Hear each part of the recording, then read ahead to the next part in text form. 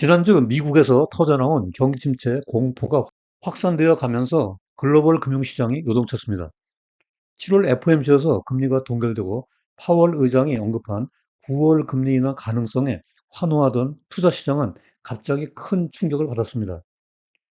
제조업 지수 급락과 실업률 급등, 실업수당 청구 증가 등 고용 지표들이 일제히 급속도로 냉각되어 가면서 검은 금요일에 주가 폭락에 방아쇠를 당겼습니다. 또한 채권 시장에서는 국채 금리가 수직으로 급락하고 원자재 시장에서는 금 가격이 치솟는 등 안전 자산으로의 머니 무브가 가속화되었습니다. 따라서 오늘 포커싱을 통해 주제는 파월의 결정적 실수, 경기 침체 공포 확산입니다. 오늘의 이슈 포인트는 파월 기자회견 핵심 포인트, 샴의 경기 침체 트리거 발동, 그리고 두 가지 시나리오 투자 전략 등의 순서로 살펴보도록 하겠습니다. 자, 이제 그러면 그 상세한 이야기 속으로 들어가 보겠습니다. 안녕하세요. 포커싱 루톡의 오보 박사입니다. 오늘은 먼저 7월 FOMC 결과의 핵심 내용을 살펴보고 시작하도록 하겠습니다. FOMC 금리정책회의 성명서에는 이전에 비해 많은 자구 수정이 있었는데요. 가장 눈에 띄는 것은 강했던 일자리 증가가 완화되었다는 것과 실업률이 상승했다는 문구였습니다.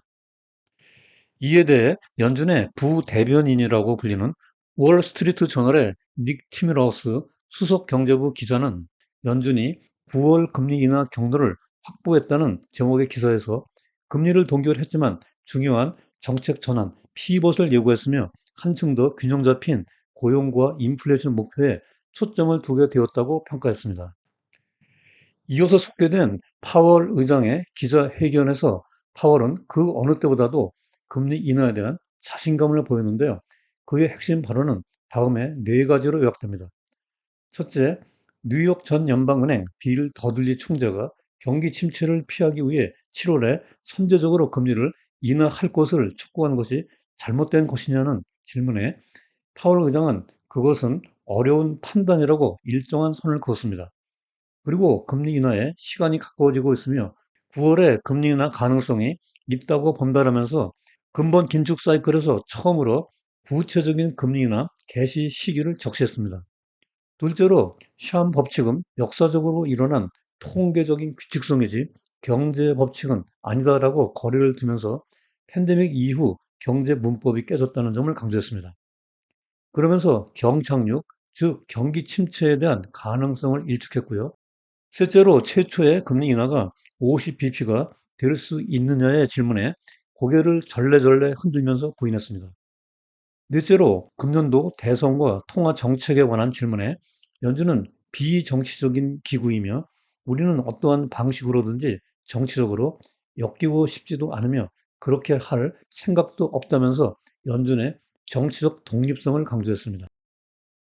이상과 같이 FOMC에서 금리가 동결되자 7월에 금리 인하를 촉구하며 경기 침체를 경고하던 이코노미스트들은 파월 의장이 실수를 했다면서 목소리를 한껏 높였습니다. 노벨 경제학상 수상자인 폴 크루그만 교수, 앨런 블라인더 프린스턴대 교수, 그리고 전 뉴욕 연방은행 빌 더들리 총재가 앞장섰는데요.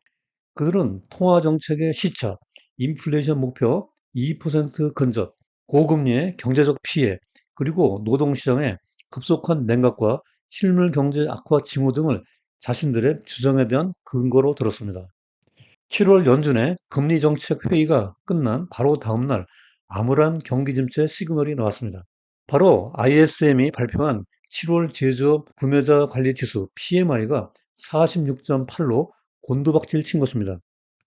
시정 예상치 48.9와 전월의 48.5를 모두 크게 하회했습니다. 더군다나 고용 지수가 43.4까지 하락하여 글로벌 금융위기 당시 45.4보다도 낮았습니다. 오른쪽 그래프에서 검은색 선은 경기의 중립을 나타내는 경계선이고요. 회색 막대는 경기 침체 구간입니다. 50 이상이면 경기 확장, 그 이하면 수축이죠. 2022년부터 2024년 기간에 걸쳐 21개월 중 20개월 동안 경기 수축 국면인 50 이하에 머물렀습니다. 자산 버블 붕괴 당시인 1989년과 1991년 사이의 당시와 같았습니다. 설상가상으로 금요일날 발표된 고용 보고서는 더욱 충격적이었습니다. 비농업 신규 채용이 11만 4천 개 늘어나는데 그쳤습니다. 6월에 17만 9천 개보다도 크게 감소했고 시장의 예상 17만 5천 개에도 크게 못 미쳤습니다. 이는 팬데믹 초기 이후로 두 번째로 적은 수치입니다. 더군다나 실업률이 4.3%로 치솟았습니다. 이는 시장의 예상치와 전월의 4.1%에서 급등한 수치입니다. 오른쪽 그래프에서 비농업 신규 채용의 3개월 이동 평균을 보더라도 1분기 26만 7천 개에서 2분기 17만 개로 크게 둔화되었습니다. 이에 따라 연준의 이코노미스트 출신인 클라우디아 샴이 개발한 샴 법칙의 경기 침체 지표가 문지방을 넘었습니다. 이전 영상에서도 여러 번 설명했듯이 샴 법칙의 경기 침체 레드라인은 최근 3개월 동안 실업률의 이동 평균에서 과거 12개월 이내의 최저치 이동 평균 값과의 차이가 0.5를 넘어가면 발동됩니다. 왼쪽 그래프에서 샴 지표값이 0.5를 통과하면 한 번도 예외 없이 회색 막대의 경기 침체 구간에 진입했죠. 이 시계열을 최근 데이터로 좁혀보면 오른쪽 그래프가 되는데요. 7월 실업률이 4.3%를 찍음으로써 샴 지표값이 0.53으로 급등했습니다. 샴 법칙을 시뮬레이션 해보면 다음 달에 실업률이 4.4%로 1%포인트만 올라가도 0.64로 상승하게 됩니다. 지난주 7월 고용 보고서가 나오던 당일 경기 침체 공포가 확산되자 뉴욕 증시는 검은 금요일 그 자체였습니다. S&P 500과 다우존스 지수가 1.37%, 1.21% 각각 급락했고요. 기술주 중심의 나스닥 지수는 2.3% 곤두박질 쳤습니다. 소형주 중심의 러셀 2000 지수도 3.2% 폭락했습니다. 아시아 증시도 급락을 면치 못했는데요. 코스피도 4년 만에 최대 낙폭을 기록했고 니케이 지수는 무려 6% 가까이 폭락했습니다. 채권 시장에서 10년물 국채 금리가 4%대 밑으로 수직으로 곤두박질 쳤고 원자재 시장에서 금 가격도 치솟아 안전 자산으로 머니 무브가 가속화되었습니다. 이 지경에 이르자 샴 법칙을 개발한 장본인이 야후 파이낸스에 등판했습니다. 샴은 팬데믹 이후 노동시장의 독특한 역학으로 샴 법칙이 경기 침체를 예측하는데 덜 유용할 수 있다고 전제하면서 현재 미국 경제가 경기 침체에 빠져 있다고 속단하는 것은 시기상조라고 말했습니다. 그리고 샴 법칙뿐만이 아니라 다른 데이터들의 움직임도 예의주시하면서 종합적으로 판단해야 한다고 조언했습니다. 그러나 최근 노동시장에 급격한 냉각을 우려한다면서 한시라도 긴장의 끈을 놓아서는 안 된다고 강조했습니다. 실제로 현재 국면이 미국 경제가 본격적인 경기 침체 구간에 진입했다고 판단하기에는 아직 무리가 있어 보입니다. 여기 그래프에서 보듯이 과거 75년간 제조업 PMI가 50 이하로 떨어졌지만 경기 침체에 빠지지 않은 사례가 10번이나 있었습니다. 때로는 50 이상의 구간에서도 경기 침체에 진입한 경우도 있었습니다. 따라서 7월 제조업 PMI가 46.8까지 하락했다고 해서 당장 경기 침체에 진입할 것이라고 속단할 수 없고 앞으로의 추이를 좀 더 지켜봐야 하겠습니다. 또한 7월 실업률이 4.3%까지 올라왔지만 당장 경기 침체에 진입했다고 확대 해석할 수는 없습니다. 거시경제학에서 자연 실업률이라는 개념이 있는데요. 이는 이론적으로 인플레이션을 가속시키지 않는 완전 고용 수준의 적정 실업률을 의미합니다. 자연 실업률 수준은 역사적으로 변해왔는데요. 2024년 2분기 자연 실업률은 4.41%로 추정됩니다. 따라서 7월의 실업률 4.3%는 이보다 낮으므로 아직 경기 침체를 우려할 수준은 아닙니다. 그러나 실업률은 상승하기 시작하면 단기간 내에 급격하게 치솟는 경향이 있으므로 앞으로의 추세를 면밀하게 모니터링 해봐야 하겠습니다. 더군다나 실질 GDP가 아직 견조한 성장 모멘텀을 유지하고 있습니다. 애틀란타 연은의 GDP 나오는 3분기 GDP 성장률을 2.5%로 추정하고 있습니다. 급락한 7월 제조업 PMI를 반영하여 업데이트한 데이터입니다. 2000년 이후 연도별 GDP 성장률 변화 추이를 보더라도 금년 들어 1분기, 2분기 GDP 성장률이 각각 1.4%, 2.8%로 견조한 성장세를 이어가고 있습니다. 따라서 이러한 하드 데이터를 보면 아직 경기 침체 징후가 보이지 않고 있습니다. 그러나 실업률과 GDP는 대표적인 후행 지표로서 앞으로의 경기 침체 진입 가능성을 완전히 배제할 수 없습니다.